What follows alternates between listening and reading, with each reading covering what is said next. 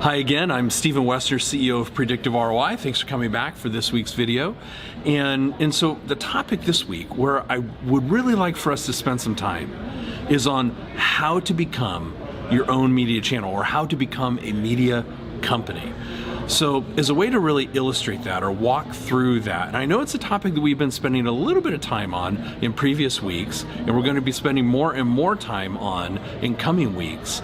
So to illustrate that lesson, or to kind of walk us through that lesson, I'm actually going to share a little clip here in just a minute from a speaking engagement a few months ago when I was on stage at Chris Prefontaine. Chris is a client of ours. He's also one of my accountability partners, weekly accountability partners, and he hosts an annual event. He and his team host an event called Quantum Leap System Live, or QLS Live for short.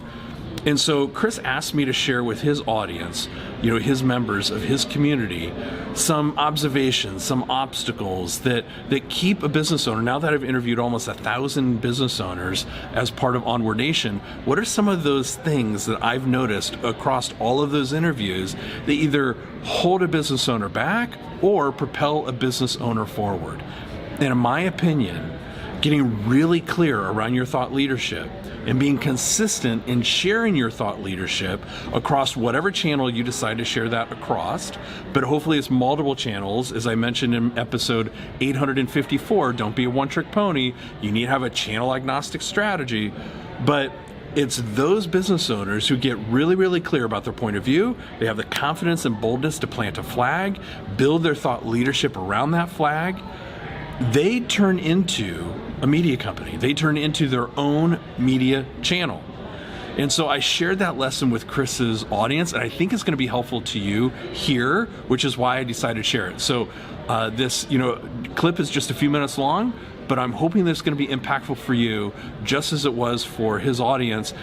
But it was impactful not because of this wisdom that I was sharing, but because of the dialogue back and forth, the Q&A back and forth. They asked some great questions. The audience members asked some great questions, and I want you to hear that Q&A because I think that Q&A is going to be helpful for you too. So here it is, and I'll be back in just a minute. So the first one is being the channel. And so here's what I mean by that. So when you all thought about engaging with Chris and his family to whatever degree that has been, what are some of the things that you did to vet Chris and his family's expertise? What were some of those things? That's not a rhetorical. I'm actually curious. What were those things that you guys did? Talk to them. Okay, so you talked to him. What else did you do? Sought reviews. Googled him. What else? Sought reviews. Sought reviews. What else? I talked to other associates already in with him. Talked to other associates. Pretend we're not here. I want to hear the nitty gritty. Hired a private investigator. Okay.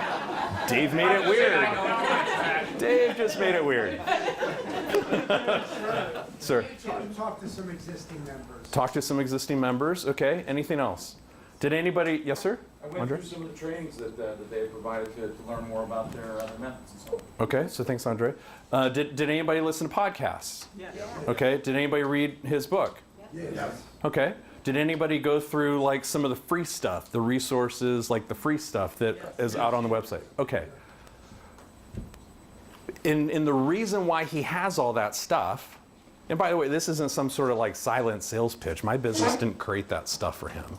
This is an illustration of Chris recognizing that he is a media channel. So 5 years ago, I had an opportunity to interview Gary Vaynerchuk, and maybe some of you know him or know of him. And he's also now episode 42 of Onward Nation, where we aired, I think, episode 803 yesterday. And he said to me 5 years ago, and I think that we're now seeing this really play out today, and that is, Stephen, every single business owner needs to think of himself or herself as a media channel. 5 years ago, that sounded completely crazy. What in the world does that mean? Today, he's a media channel. He is a conduit of expertise over to his audience, which is you plus many other thousands. Okay, he is a media channel. You need to take his blueprint and do that exact same thing in your business. That doesn't necessarily mean that I'm telling you that you ought to have a podcast, because maybe that's not the right fit for you. Or a YouTube channel. Whatever the complex or complexion of those various kind of sub-channels are, you need to have that in your business, because your buyers and sellers are vetting you in the exact same way that you vetted him. Whether they're telling you that or not, they are. So if you are looking to truly build and scale your business, aside from all the practical, tactical, and so forth knowledge that you're going to get during the building and scaling event that he's doing in a few months, you need to begin thinking of yourself as a media channel. Okay, so by me saying that to you, how does that make you either comfortable or uncomfortable? Uncomfortable. Okay, why does it make you uncomfortable? Unknown. Unknown? Okay, unknown how? Unknown how one doesn't imagine oneself in that position. Sounds like we're talking about the imposter syndrome again in a slightly different way. And I say that just because we had a conversation about that on Thursday. Steve, could you share for the 3/4 of people that didn't hear that Okay. imposter syndrome? I think that's a cool thing to share.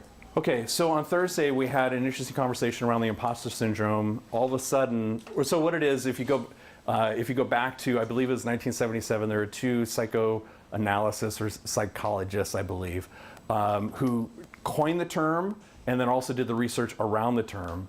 In fact, if you go to predictiveroi.com, you can search on imposter syndrome. We've done scads of episodes on it, and it's very well documented as far as like where the research came from and so forth. And so what it is, it typically affects high performers, you guys. And so what the actual syndrome is where you start to feel that you're not worthy, that all of the success and accomplishments and achievements that you've had is because they just haven't figured it out yet, that you don't know what the hell you're doing. This is a real thing. This is, leaders and CEOs of multi-billion-dollar, multinational corporations. One of them had shared with Darren Hardy, who was on our board of advisors when he told me this story. Anybody familiar with Darren Hardy from Success Magazine, or he used to be at Success? And so he said to me, he's like, Stephen, I had this friend of mine who's a CEO of a multi-billion-dollar company spread all over the world, and every day when he would wake up, he'd look at himself in the mirror and say, I hope today is the day that they don't find out I don't know what in the world I'm doing. The guy's at the top of his game. So when you have those thoughts of, how could you possibly imagine doing something so incredible, so amazing? Who do you think you are calling on that house or that seller or that property? It's too big, it's too expensive, it's too dilapidated, it's too whatever.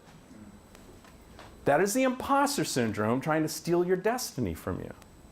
Now, that doesn't mean that there aren't crazy deals out there that you shouldn't do because they're dangerous, but that's the benefit of having the inner circle. Ask somebody. And then they'll tell you, well, I would structure the deal that way, or maybe this way, and this is how to protect yourself. But when you feel that, it is, I want to do 10 steps today, but I can only get to 3, but gall darn it, I'm going to get to 10 at some point, or I'm going to run out of the hospital because I know I can. That's the reverse of the imposter syndrome. That's awesomeness.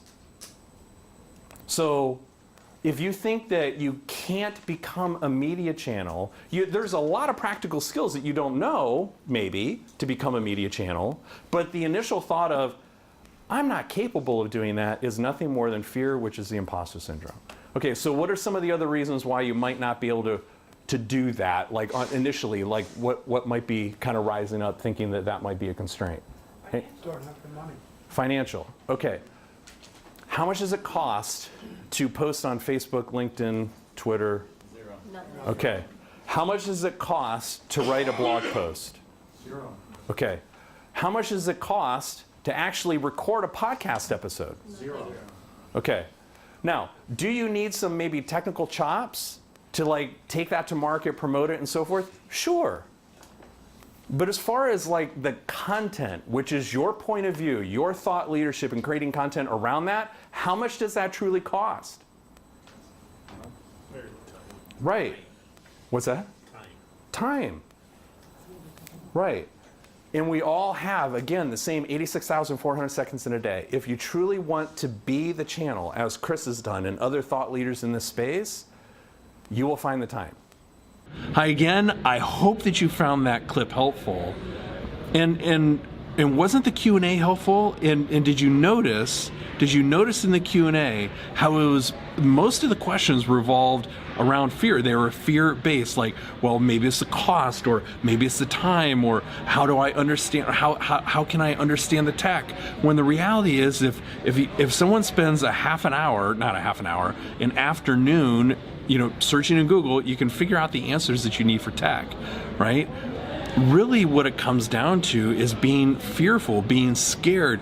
Are people going to laugh when they see my videos? Are people going to think I'm silly when they hear my podcast? What is it that I have that's unique and different to share that's going to be helpful to an audience?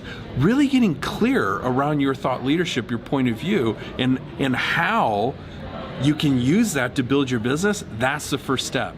And realizing then also your reluctance to go down that path isn't because you can't. It is because you're being fearful of what might happen if you do, right? And sure, your first few episodes, your first few videos aren't going to be great. I had to deal with the same thing.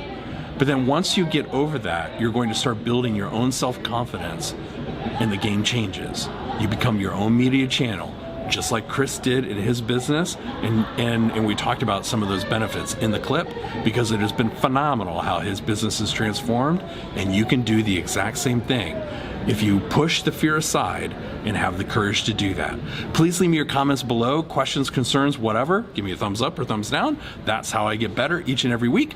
I look forward to seeing you back next week for our next video. Until then, double down and onward with gusto.